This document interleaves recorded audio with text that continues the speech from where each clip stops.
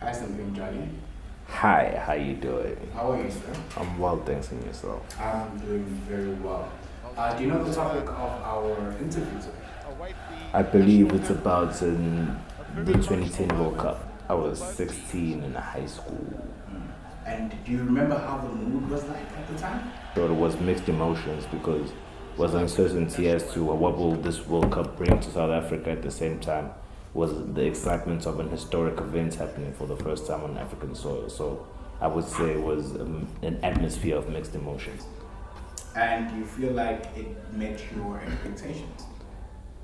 The anticipation was beyond what was delivered. Like the expectations weren't met at all because as an event itself, it surpassed the expectations of being just an event. But as an historic event that is meant to have an impact as a whole, I feel as if the impact wasn't as large as it should have been. It had a lot of potential to be a great event, to benefit the people, to benefit Africa, but it didn't have some sort of authentic like allegiance to Africa.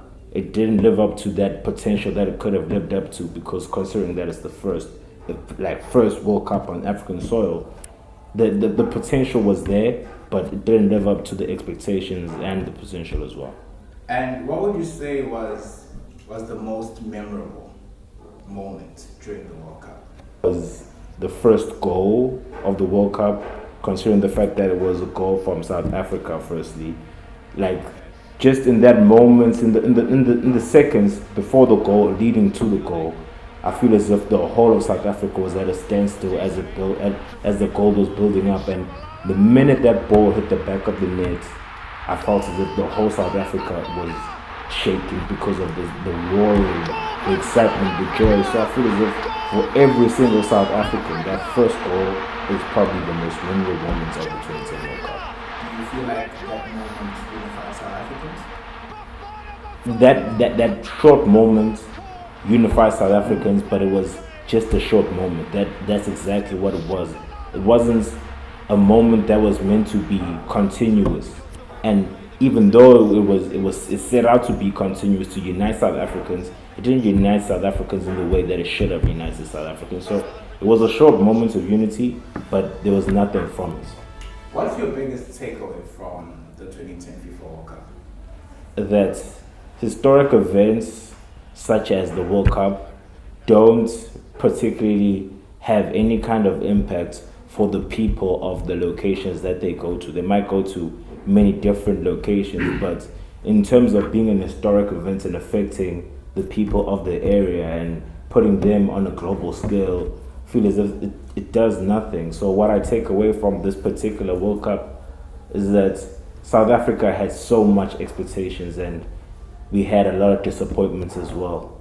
Not as many happy moments were there for South Africans, and that's what I take away from that particular World Cup. We were left with a lot of beautiful buildings, stadiums, and so forth, but today we don't use those beautiful buildings, and there's no sense of development that came from that particular event. So that's the one thing I take from that particular World Cup is that we had a chance to be great, and we fell short so badly as a nation.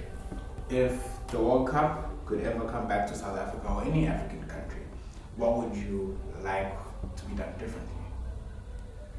For Africa as a whole to open their borders, to let Africans enjoy this particular moments, because Africa has a long history of suffering and so forth. Yes, we also have a long history of being a forgiving continent as a whole.